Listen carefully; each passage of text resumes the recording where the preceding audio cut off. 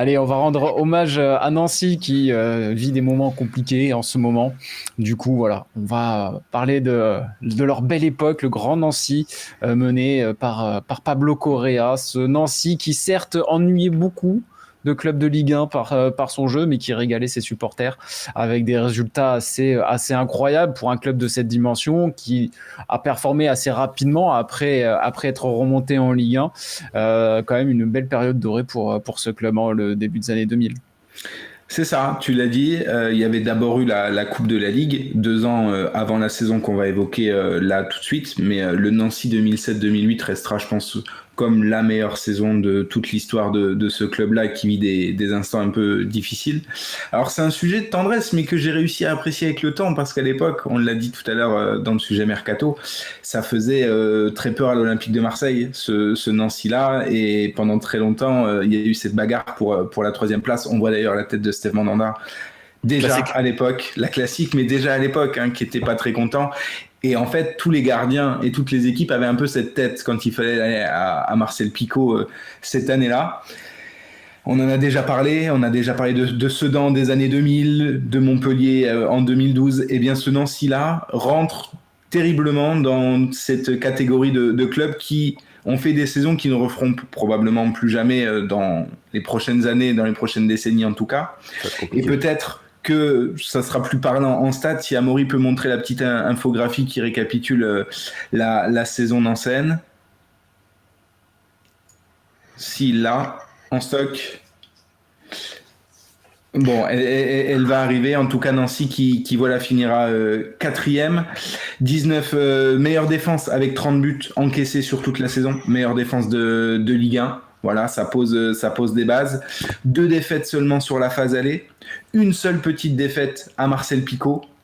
La fameuse journée 38 contre Rennes, on en a parlé tout à l'heure. Alors peut-être avant de creuser et d'avoir un petit peu le regard de Youssouf Hadji qu'on a eu en capsule, et d'ailleurs merci Samy pour ça.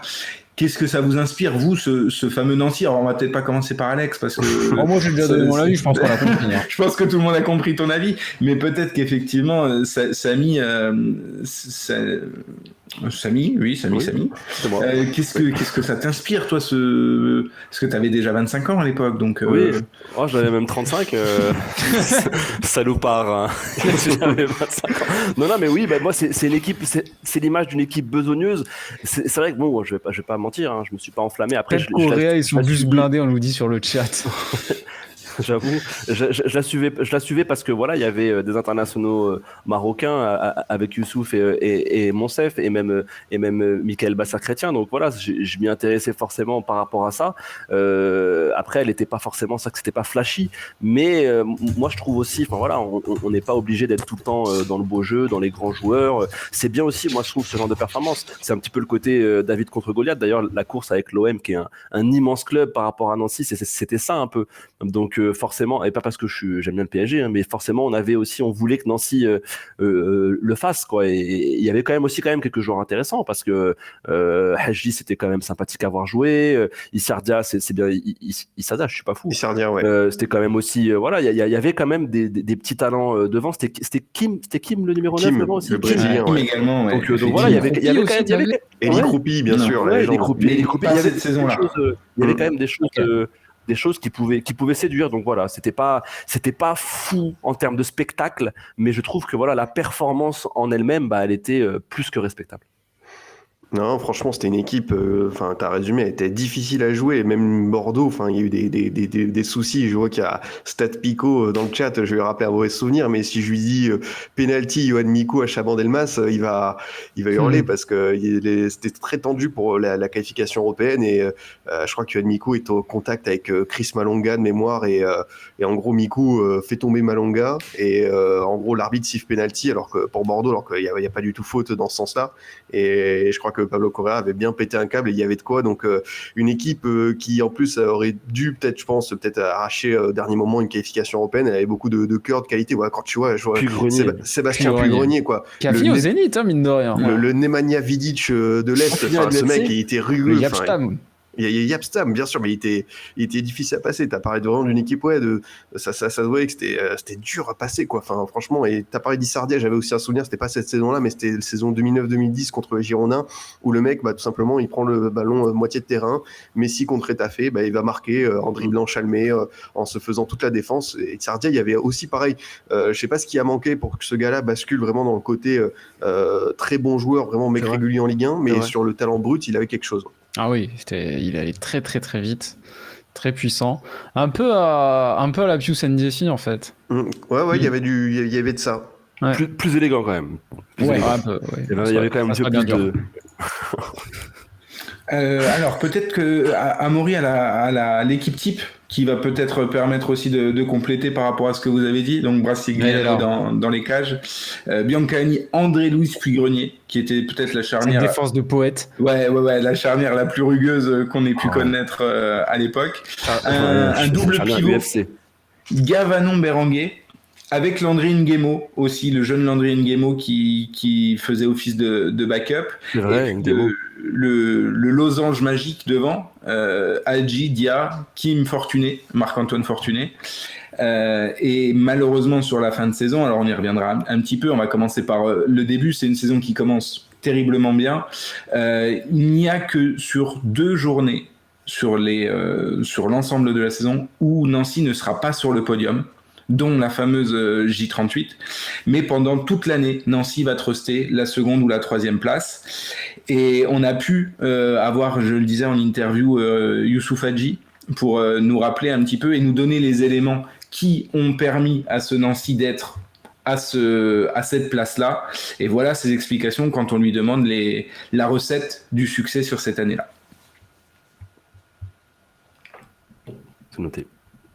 Quand on tient toute une saison à ce rythme-là, moi sincèrement, pas que moi, tout le groupe, on y croyait, on y a cru jusqu'au bout. Malheureusement, on n'a pas pu les titiller jusqu'au bout, mais voilà, pour plusieurs raisons. Déjà, on avait un banc assez limité et un effectif assez limité aussi. Donc voilà, et face à des gros du championnat où ils ont quasiment 2 équipes qui peuvent finir dans les 3 premiers du championnat, c'était difficile à rivaliser, mais je pense qu'avec les moyens qu'on avait, on a dérangé les très grosses équipes jusqu'au bout.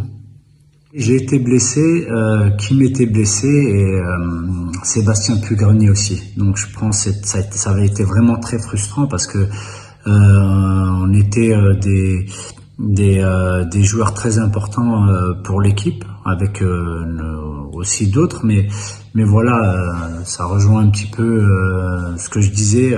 On n'avait pas un banc aussi important que ceux qui étaient un petit peu devant nous. Donc et vraiment c'était très frustrant de se retrouver sur les matchs pratiquement les matchs les plus importants de notre carrière et se retrouver sur la touche à cause de blessures. Alors, vous l'aurez compris, là, c'était plutôt, on est passé sur la vidéo de Youssouf sur la fin de saison, ce qui leur a manqué au final pour aller chercher ce podium, où là, effectivement, il l'a très bien dit, il y a eu des blessures, beaucoup de blessures, et un effectif qui n'était pas pléthorique en nombre et en qualité, et qui leur a pas permis d'aller au-delà et de tenir cette fameuse 38e journée où il manquait justement notamment Hadji, Kim, puis Grenier, qui étaient des éléments importants de cette équipe-là et qui ont manqué sur le sprint final. C'est vrai que le sprint final, il a été quand même bien moins beau que le reste de la saison. C'est là où Nancy s'est fait progressivement grignoter ses petits points d'avance accumulés pendant quasiment 7 ou 8 mois de la saison. Et du coup, on va revenir cette fois-ci sur les fameux éléments qui ont permis à Nancy de faire ces 6-7 premiers mois excellents, avec cette fois-ci l'ambiance et notamment les souvenirs que Youssouf peut avoir de Marcel Picot. À Picot, c'était très très très compliqué de venir prendre ne serait-ce qu'un point. On avait un public magnifique qui nous poussait, qui était toujours derrière nous. Ça nous avait énormément aidé. Pico, c'était une forteresse pour venir nous prendre des points. Sincèrement, c'était très compliqué. On avait nos repères et on se sentait vraiment invincible au stade Pico. Au niveau ambiance, c'était un truc de fou parce que ce que j'ai vécu à Nancy, je l'ai vécu nulle part ailleurs. On avait un groupe exceptionnel, on s'entendait tous bien. Le coach, tant que le travail était fait à l'entraînement et le résultat en match, voilà, il nous laissait tranquilles, il nous dérangeait pas trop.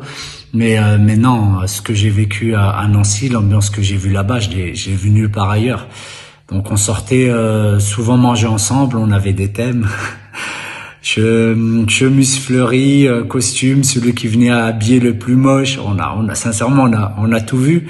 Et après, après, ça se sent sur le terrain quand un groupe vit bien, et il y a forcément les résultats au bout. De quoi forcément laisser des regrets aux hommes de Pablo Correa, parce que effectivement, si on a parlé de tous les ingrédients qui ont été mis cette saison-là pour faire cette belle saison, on en a oublié un pour le moment, c'est justement Pablo Correa. Comment ne pas en parler quelques instants. Coach emblématique, bruyant, perturbateur, passionné, chacun mettra le mot qu'il veut, mais un homme qui a réussi à maintenir ce groupe à flot sur toute l'année, sur une sorte de mission commando d'un an, et ça c'est beau. Et les joueurs en gardent un souvenir impérissable de Pablo Correa, et notamment Youssouf, qu'on va écouter pour la troisième et dernière fois, qui nous donne son avis et ses petits souvenirs sur le coach nancéen. Pablo, c'est un coach très très proche de ses joueurs. C'est quelqu'un qui essaie de donner le maximum de responsabilité à ses joueurs. Moi, il avait fait de moi son capitaine après quelques années. J'avais vraiment une relation particulière avec lui. Ça avait été mon coéquipier lorsque je commençais. On avait joué quelques années ensemble et ensuite ça a été mon coach pendant de très très longues années. Donc voilà, c'est un Sud-Américain, coach sud-américain qui très très proche de ses joueurs donc voilà, qui défend ses joueurs corps et âme. Mais voilà, lui, ce qu'il veut, c'est qu'on lui rende sur le terrain et ce qu'on a essayé de faire, et je pense que ça a pas mal marché. Donc voilà, mais sincèrement, autant le coach que l'homme, Pablo, c'est quelqu'un vraiment d'exceptionnel. Voilà, c'était le Nancy 2007-2008. Alors, tout le monde n'en garde pas des souvenirs impérissables, notamment autour de la table. Moi, c'est celui de 2006 qui me dérange. Oui, voilà, 2007-2008, c'est bon, c'est passé, ça va, tu vois. Mais voilà, c'était l'occasion de rendre un petit hommage à un club qu'on reverra, on l'espère, un jour en Ligue 1, mais qui, sur les prochains mois, va être un petit peu loin des terrains du foot professionnel. Tanguy sur le chat qui nous dit Marcel Picot en janvier, Pierre Traquenard. Voilà, on sent les mecs qui ont connu les froides soirées d'hiver à Marcel Picot. Marcel Picot, et quand ils ont mis synthétique, waouh, là, le synthétique comme au mouchoir, c'était des fois tu savais pas comment tu pouvais repartir, dans quel état. Ah ouais. Ça faisait très enfer sur terre quand t'allais à Nancy, puis le nom, et puis qui s'y pique, s'y frotte, c'est ça qui s'y frotte, s'y pique, la devise de Nancy. Mais oui, et sur Youssouf, moi il m'a marqué quand j'étais jeune, forcément, marocain, bon joueur de Ligue 1, et je pense même que il aurait peut-être pu faire plus encore, peut-être un peu aller plus haut. C'est un joueur, même quand il part à Rennes, il part avec une certaine cote. À Rennes, il fonctionne bien. C'est quand même, je trouvais, il a peut-être lui aussi manqué le petit palier, un peu comme tous les joueurs de cette équipe de Nancy, parce que on le disait, il y avait quand même des joueurs de talent, mais c'est des joueurs qui, je pense, en tout cas pour ce qui est de Youssouf, il aurait peut-être pu aller un petit peu plus haut, parce que ce soit en sélection ou en Ligue 1, c'est un joueur quand même qui a été régulier. Je trouvais qu'il était régulier, il ratait quand même rarement ses matchs, il apportait toujours quelque chose sur le terrain, et voilà, moi en tout cas en tant que fan de l'équipe de la sélection marocaine, j'aurais bien aimé le voir encore un petit peu plus haut. D'ailleurs, en parlant de fratrie, oui, exactement. Ah, celle-ci, Moustapha ouais. Et Youssouf, Moustapha Hadji, mais lui c'était faut l'évoquer compliqué. quand même.